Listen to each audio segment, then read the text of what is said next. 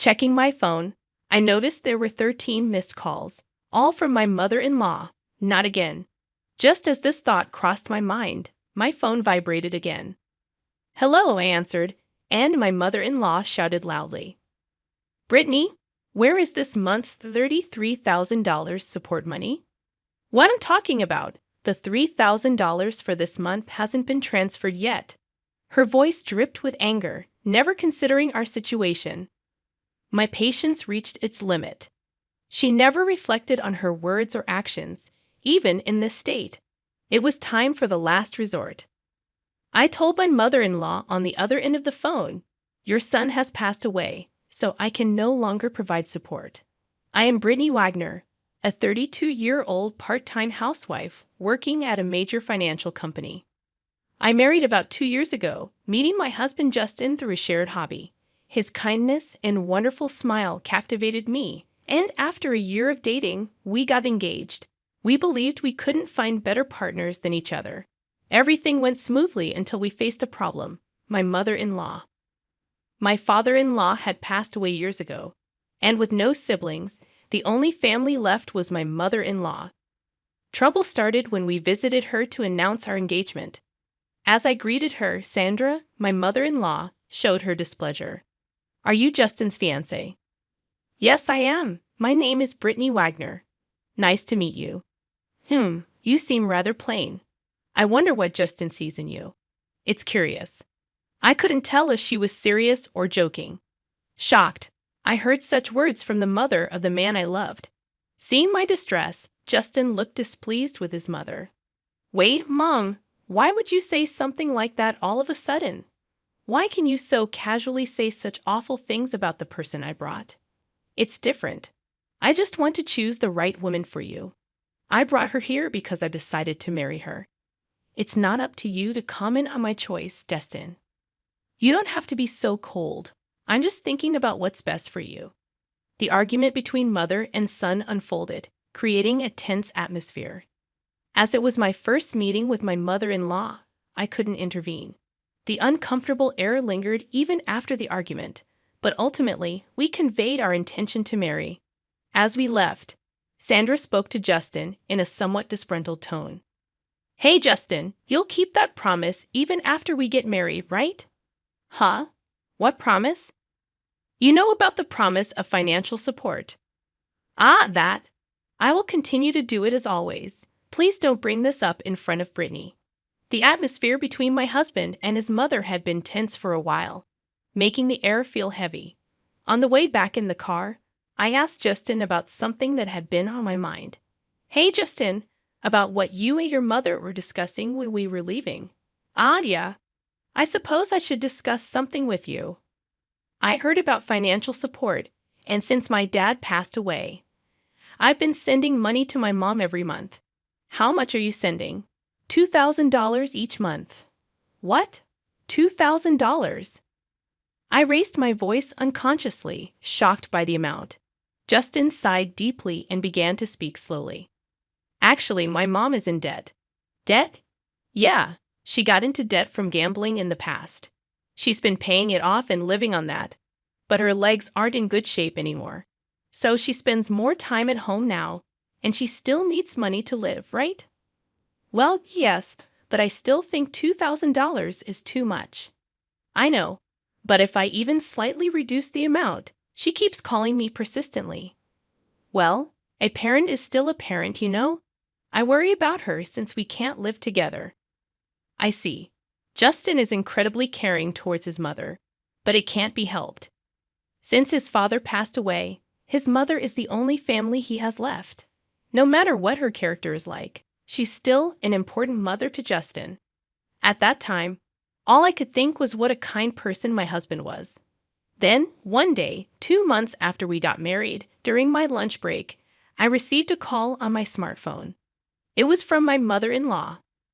"Hello." "Yes," I answered, and she began speaking in a cheerful tone. "It's been a while, Brittany. I have something to discuss. Are you free now?" "Yes, I'm free. What's going on?"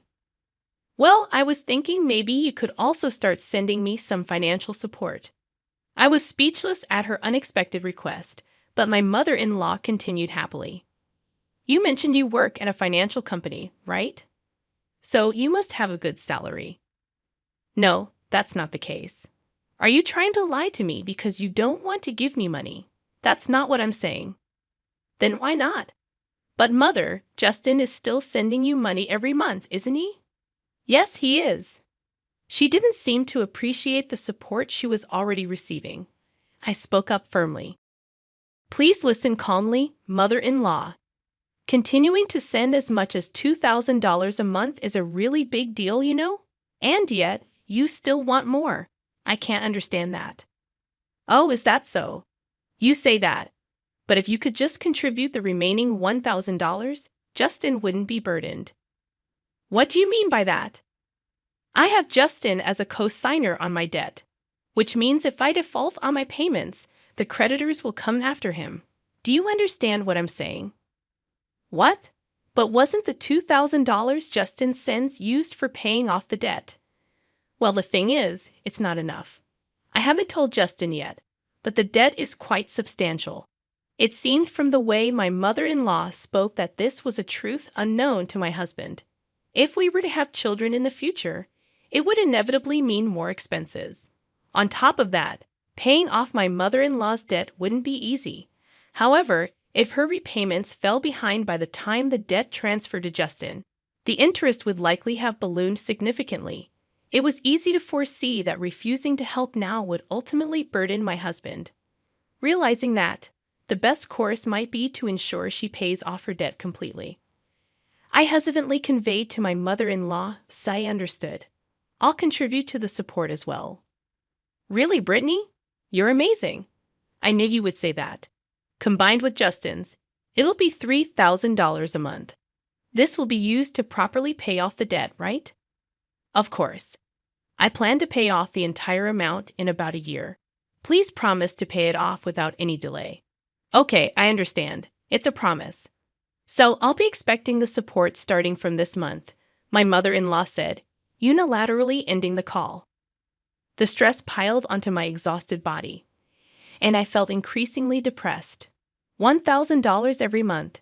That's a significant burden, but it's necessary to prevent future troubles for us as a couple. And if my mother-in-law can't live properly, Justin wouldn't like that either. That evening, I promptly reported this to my husband. He said, "You shouldn't have to go through all this trouble." But I had already agreed with my mother-in-law. I explained it was a tough decision made to avoid future burdens on us. With a look of regret, my husband said, "I'm really sorry, but thank you," showing understanding for my decision. Time passed, and 2 years have gone by since this decision. The support, which was supposed to end in a year, is still ongoing, and we continue to transfer $3,000 to my mother-in-law every month. To complicate matters, my husband fell ill about 2 months ago and has been unable to work. He's on sick leave and receiving a small amount of sickness allowance, but it's minuscule compared to his usual salary. Last month, I used my savings to send the $3,000 to my mother-in-law. But if this continues, even our living expenses will become difficult. Incredibly, my mother-in-law hasn't once visited Justin in the hospital. I informed her a long time ago about his hospitalization, but instead of visiting, she only contacts me to ensure the continuation of the support. Frustrated by her behavior, I finally brought up the subject with my husband. "Justin, your mother only talks about money. Even knowing you're hospitalized, we need to seriously consider whether to continue the support." "Yeah, I've been thinking the same. I don't want to burden Brittany any further. She's been calling and messaging this month asking, is the support coming?" Seriously, even though her own son is in the hospital, all she thinks about is money. Justin, looking somewhat gaunt, expressed his anger towards his mother. Then, with a sudden idea, he said, "Ah, I've got it," and smiled. "What is it, Justin?" "Well, I just thought of something. It's a last resort, though. Something good." "About my mother?" "Huh, what?" My husband proposed an unexpected plan. It might seem excessive, but it seemed the only way to get through to my mother-in-law in her current state. A few weeks later, Justin was discharged from the hospital, fortunately in good health. Since there was no response from my mother-in-law despite numerous attempts to contact her, we hadn't informed her of my husband's discharge date. For the past 2 weeks or so, she had been incessantly demanding financial support. There's no need to purposely send money to a mother who doesn't even worry about her son, my husband remarked while having coffee. As we relaxed, a message came to my smartphone.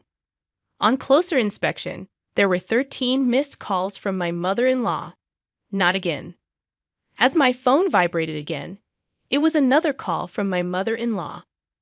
I deliberately turned on the speaker so that my husband could hear, and my mother-in-law immediately started shouting. "Brittany, where's this month's $3,000 support?" "What I'm talking about, the $3,000 for this month hasn't been transferred yet." "Mother, please calm down. Do you realize right now Justin is? I don't care if he's sick or whatever. You work at a good company. You must have plenty of savings. Hurry up and transfer it to me." My mother-in-law furiously shouted, eventually saying something unbelievable. "Do you get it? You married Justin and became his wife, so when Justin can't pay because he's sick, you should pay me. If you don't, I'll make you the co-signer of the debt." At that moment, something inside me snapped. She always exposed her greed, never considering our situation. My patience with her had reached its limit. Doesn't she reflect on her words or actions even in this situation? If that's the case, I have no choice but to play my last card. I firmly told my mother-in-law over the phone, "Your son has passed away, so I can no longer provide support." My mother-in-law responded with a dumbfounded, "Ha." Justin's proposed last resort was to lie to my mother-in-law that my husband had died and see her reaction. If she showed even a hint of sadness, reflected on her past behavior, and sincerely apologized, then I would consider continuing the support. But if she showed no remorse and still demanded money, I was ready to completely sever ties. I thought even a mother obsessed with money would deeply reflect upon hearing about her son's death. However, the moment she heard it, my mother-in-law started laughing loudly. "Ha ha ha. What's so funny? Because if Justin is dead, that means I'll get a share of the inheritance, right? I've been researching it, you know. I started looking into it as soon as I heard Justin got sick. You're entitled to 2/3 of Justin's estate, and the remaining 1/3 is mine." I was dumbfounded. Normally, if one hears their child is sick, they would first look for treatment or useful information. But she had been researching inheritance division. My anger reached its limit, and I was beyond appalled. My husband seemed to feel the same way, and we exchanged glances before he slowly nodded. It was a sign to continue with the plan. Once again, I spoke firmly to my mother-in-law. "Mother, did you listen to what I said? Your son Justin has passed away." "I've heard you, so what? Aren't you sad your son has died before you?" "Oh, right. I was worried I wouldn't get the monthly support anymore. But well, if I'm getting the inheritance, that's fine. How can you, for now, just make sure you give me 1/3 of the inheritance, okay?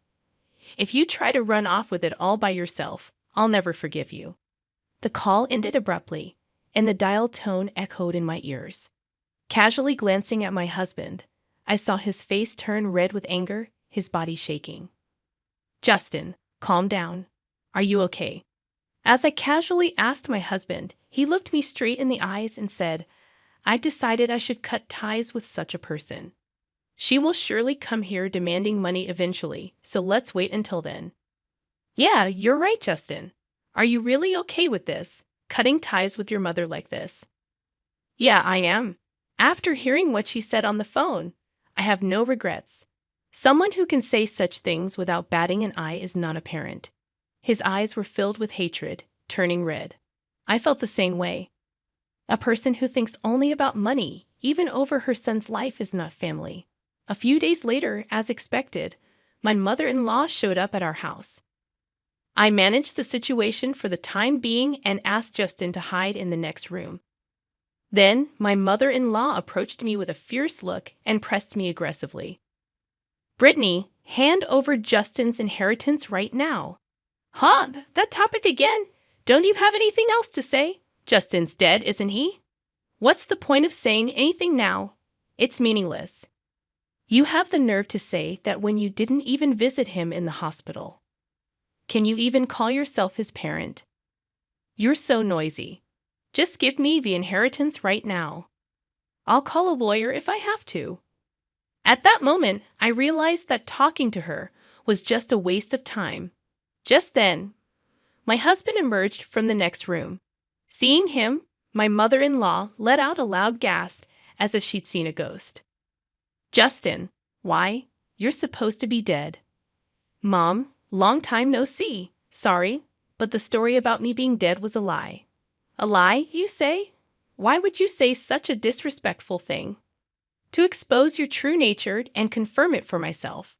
I wondered how you would manage the monthly financial support if I, your son, were dead. But unfortunately, you turned out to be the worst kind of person, only thinking about money. This situation made that very clear. That's Justin, calling your own parents the worst kind of person. Quiet? I'm cutting ties with a toxic parent like you. As my husband shouted, Sandra stood there open-mouthed, stunned. She hadn't yet come to terms with the reality of being disowned by her own son. Wait, what do you mean, Justin? Well, I just said, I'm cutting ties. I can't consider someone like you my mother. Don't say that. So, what about the financial support? Why would I support you? You need to find a way to pay off your own debt. We've decided to move away. Wait, without the support, I won't be able to live. Tears in her eyes, my mother-in-law reached out to my husband. He forcefully brushed her hand away, looked at her coldly, and said, I don't care about your life. You never once apologized for all the trouble you caused us, did you? Knowing your true nature now, I feel relieved. Don't ever show your face to us again. That's cruel. Wait, Justin, are you really going to abandon your mother? Ignoring her words, my husband grabbed her arm and dragged her to the front door. Then he threw her bag and shoes outside and kicked her out of the house. She made a scene outside, but apparently unable to bear the stares of onlookers, she left after a while. Persistent calls and emails came, but we ignored them all. We blocked her number and quickly finished moving.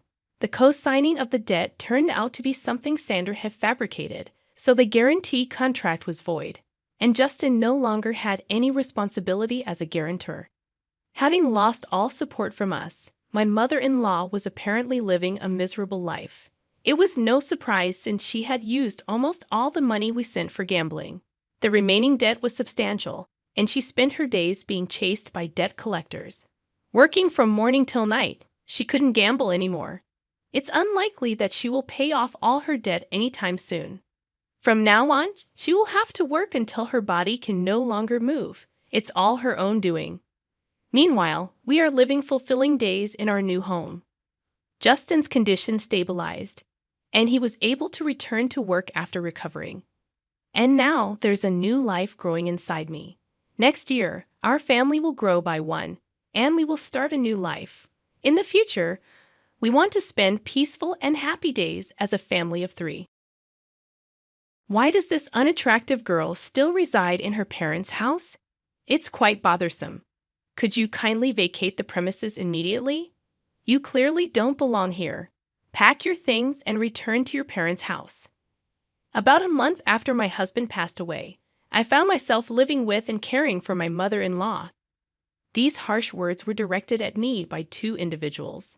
Did I do something wrong? I've been contributing by paying $3,000 a month for rent. However, if they view me as a nuisance, I'll leave the house as they wish. A month later, an apology came from my mother-in-law, tears streaming down her face. But apologies alone won't resolve the issue. I decided to share a surprising fact with her. It had been a year since I married her son, and we had been living in their house. My husband and I shared a love for camping and outdoor activities, quickly bonding and leading to our marriage. Now I was taking care of my mother-in-law, who had been alone since my father-in-law's passing. Her initial animosity turned into gratitude, and we built a genuine parent-child bond. My husband and I had a decent income, and we were giving her $3,000 a month as rent. Despite this, financial troubles arose. My sister-in-law, who didn't live with us, began making frequent demands for money. I intervened when she asked for financial help, suggesting ways to cut expenses instead. My husband, realizing the need for his sister to become more self-reliant, firmly advised her to stop depending on their parents. This created a rift, but my sister-in-law reluctantly changed her behavior regarding money matters. Since my father-in-law's passing, my mother-in-law had been more lenient with money, often granting her children's requests. However, it became apparent that my sister-in-law was exploiting this generosity, demanding larger sums of money. Taking charge of the family's finances, my husband managed the situation. One day, as I went to work, he wasn't feeling well and had gone to the hospital in the morning. At first, I believed it was just a common cold, but during lunch my husband called, revealing that it wasn't just a cold. They had discovered cancer. The tests indicated that it was quite advanced, and I was told I had approximately a year left to live. His shocking words rendered me speechless, and panic set in as my thoughts froze. After standing still for a while, reality hit me hard, and I rushed to the hospital where my husband was. At that time, my husband still had enough strength to converse normally, but as the treatment continued, his strength diminished. After 6 months, he could hardly talk. 7 months later, struggling to breathe, my husband tried to convey something important to me. The content of his words was surprising and left me in shock. I spent several days absorbed in those thoughts, but a week later, my husband passed away. I couldn't believe it. I couldn't grasp what was happening. However, after his passing, I was busy with a funeral week and settling his affairs. Days passed, and just when I thought I could finally start coming to terms with my husband's death, an unexpected incident occurred. I have something to talk about. Is now a good time? My sister-in-law asked. Of course. What would you like to talk about? How much did you hear from my brother? Actually, I heard that a spot opened up in a very popular nursing home that's hard to get into. Why don't we consider admitting Mom there? My brother is no longer here, and taking care of that old lady must be a hassle for you, right? My sister-in-law's smirk about this topic made my heart clench. To bring up such a topic right after my husband's death, but looking into her eyes, I could tell she was serious. This house is too big for just that old woman. Don't you think it's a waste if my family and I live here? You can live alone without any worries. I think it's the best choice for everyone. While my sister-in-law didn't say it explicitly, her remarks gave the impression that she had been eagerly awaiting my husband's death. The way she trivialized my husband's death and her disdainful attitude towards my mother-in-law, I couldn't tolerate it anymore. I appreciate your suggestion, but I have no intention of doing such a thing. I plan to continue living with my mother-in-law, taking my husband's place. When I firmly declined, my sister-in-law left the house in a bad mood. Originally, it seemed she viewed my mother-in-law as a convenient source of money, so her attitude was not surprising. However, I was honestly shocked by her blatant actions. Nonetheless, I had no intention of letting my sister-in-law have her way, nor did I plan to put my mother-in-law in a nursing home. But an event a week later shook my resolve. Upon returning from work, I found my mother-in-law glaring at me angrily, and my sister-in-law smirking beside her. I'm disappointed in you. I want you to leave this house. How dare you plan to put someone in a nursing home without consulting? What are you trying to do, take over the house? No, that's not my intention. What do you mean? Why don't you just be honest? It was your proposal, wasn't it? You said to put Mom in a nursing home and sell this family home, and suggested we split the sale proceeds, didn't you? I never said such a thing. Shocked by this unexpected betrayal, I struggled to speak, but managed to express my thoughts. I was genuinely taken aback, completely unprepared for such forceful tactics just because things weren't going her way. The pain and sadness enveloped me as my mother-in-law looked down on me as if I were worthless. I don't consider you family anymore. Please leave this house right now. She shouted at me with rage on her face. It seemed my mother-in-law had no intention of listening to me. Understood. If that's what you want, I'll leave as you wish, I responded. Perhaps my sister-in-law had influenced her. But this was a clear betrayal for me, as I had decided to continue caring for my mother-in-law in place of my husband. I quickly packed my things and decided to return to my parents' home. I needed to find a new place to live and had a lot to do, but being kicked out by my mother-in-law deeply hurt me, so I decided to rest at my parents' home for a while. About a month later, my sister-in-law accused me of withdrawing money from our parents' account without permission. Is that you? You withdrew money from our parents' account without permission, didn't you? Why is there not a single dollar left in the account? Don't say such ridiculous things. Are you calling me a thief now? Pretending you don't know. If you keep doing this, I'll get the police involved. Come to our parents' house right now. After saying this, my sister-in-law abruptly hung up the phone. Caught in someone's conspiracy and now being accused of theft. I had had enough. I had anticipated issues with the mortgage of the family home. There must still be several years of mortgage payments left unpaid. Honestly, I didn't have the time or energy to deal with my sister-in-law. I wanted to cut ties, but I had reasons why I couldn't. There was still a truth I had to reveal. With a heavy heart, I immediately headed to my in-laws' home. Just like the day I left, my mother-in-law glared at me, and my sister-in-law was there too, giving me the same look. Did he steal money from the house or withdraw it from the account? I don't know, but give it back quickly. You both were working, right? So, there must be a significant balance, right? What are you talking about? There's nothing left of my father-in-law's inheritance. We've been covering all the living expenses and rent. Do you think the inheritance would cover everything? What, really? My words left my sister-in-law looking at my mother-in-law in surprise. It was clear that there was an understanding between the two. My mother-in-law knew that we had been financially supporting the family home, but she probably thought that my father-in-law's inheritance was sufficient for a while. However, the actual situation was quite different. Maybe in this situation, isn't my mother-in-law the victim? Mother-in-law, it was your daughter who was misusing father-in-law's inheritance, wasn't it? At that moment, my mother-in-law's expression changed dramatically. There was an air of confusion, as if she couldn't grasp what I was saying. But I never lied to deceive others. The attitude of my sister-in-law made it clear that what I was saying was true.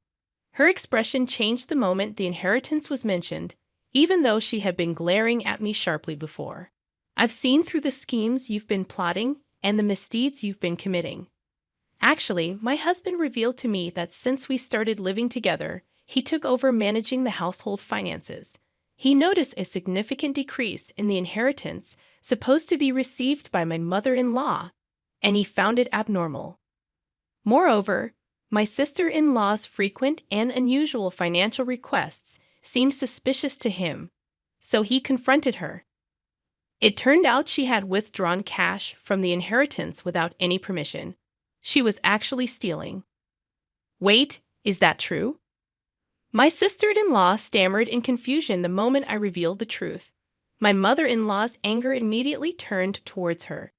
It seemed my mother-in-law hadn't realized the money was gradually decreasing, as she had been living modestly since my father-in-law's passing and never paid much attention to finances. My husband, being in accounting, was aware of even minor financial changes. This misdeed came to light when he confronted my sister-in-law. Yet, for my mother-in-law, her daughter remained precious, leading my husband to keep it a secret under the promise of repayment. The reason my husband sternly stopped her from borrowing money from my mother-in-law was because of this. I only learned about this a few days before my husband passed away. It was truly surprising, but it seems to be the truth. To steal someone else's money, even if they are family. What were you thinking? Can't you differentiate between what's right and what's wrong? My mother-in-law berated my sister-in-law. Stop making excuses, you thieving cat. Her face became increasingly red with anger, as if she was about to burst a blood vessel. Although not someone who clung to money, she had a strict moral compass, especially harsh on acts of malice and betrayal. Her decision to disown me, seeing my act of sending her to a nursing home as a betrayal, was also based on these values. These values applied not just to me, a non-blood relative, but also to her own daughter. However, I had more to reveal.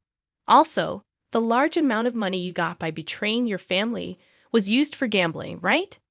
Huh? Wait a minute. What are you talking about? My sister-in-law feigned ignorance. I've investigated everything. You'll understand if you look at these. I showed them several photos from an envelope. Pictures secretly taken by my deceased husband, clearly capturing my sister-in-law entering and exiting a casino. Your husband works for a foreign company, and you should be financially comfortable. My husband always wondered why you were so desperate for money. The investigation unexpectedly revealed your gambling addiction. Tell me, how enjoyable was it to gamble with someone else's money? What is this? This is called stalking. This is no joke. You're calling others thieves, and now this. And there's something else I need to tell you, mother-in-law. It was your daughter who suggested sending you to the nursing home. You know what? Finally, I've reached this point. It's time to reveal everything and then bring this to a close. My sister-in-law's true nature, previously unnoticed, was revealed through this incident. This should make my mother-in-law realize that blaming me was a mistake. Additionally, my mother-in-law was also manipulated by my sister-in-law's schemes.